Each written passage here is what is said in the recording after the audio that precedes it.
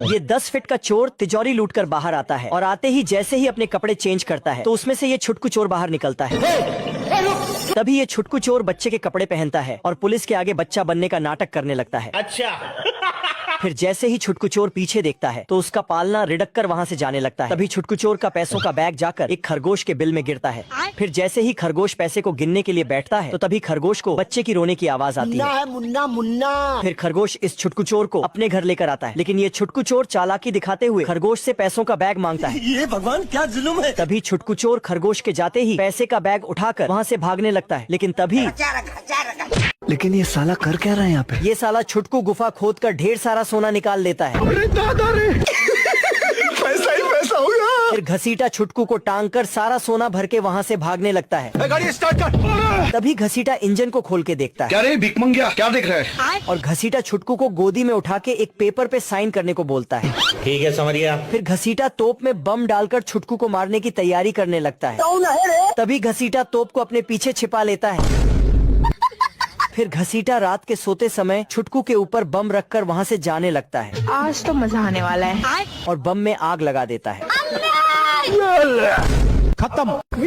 घसीटा 20 साल तक खुदाई करके एक सुरंग बनाता है, लेकिन पुलिस आते ही साला चुपचाप बैठ जाता है। मैंने कुछ नहीं किया। तभी घसीटा जेल से भागने के लिए सभी कुत्तों को अपना प्लान बताता है। आज तो मजा आने वाला है। और 12 बजते ही सभी कुत्ते पुलिस स्टेशन में फायर करने लगते हैं। तभी घसीटा को निकलते वक्त पुलिस पीछे से पकड़ लेती है। क्या रे भिकमंगिया। और घसीटा उनके आगे नींद में चलने का नाटक करने लगता है।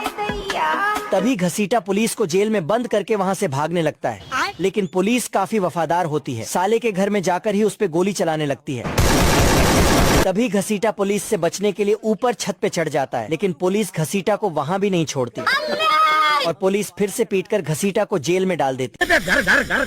लव गुरु खेत से तीर इकट्ठा करता है और कछुए की गर्लफ्रेंड के पिछवाड़े पर दे मारता है, तो दोनों एक ही खोल में घुसकर और ये है डिवोर्स बाबा जो सबके बीच झगड़े करवाता है। इधर बंदर और बंदरिया दोनों रोमांटिक बातें कर रहे थे, तो डिवोर्स बाबा बंदरिया के पास जाकर देखो देखो दरिंदगी चेहरे से टपकती है। नंबर 1 का कभी नहीं। डिवोर्स बाबा की बात को सच मानकर बंदरिया बंदर से रूठ जाती, तो लव गुरु दोनों को प्यार की झपी देकर फिर से सेटिंग करवा देता। बड़वा। अब देख तू। इस बार डिवोर्स बाबा अपने खुफिया हथियार निकालता है। बंदर बेचारा सूट बूट पहनकर बंदरिया से शादी करने जा रहा था। ये हरामी उस पर लौंडिया के बाल डालकर मुंह पर पप्पी के निशान बना देता।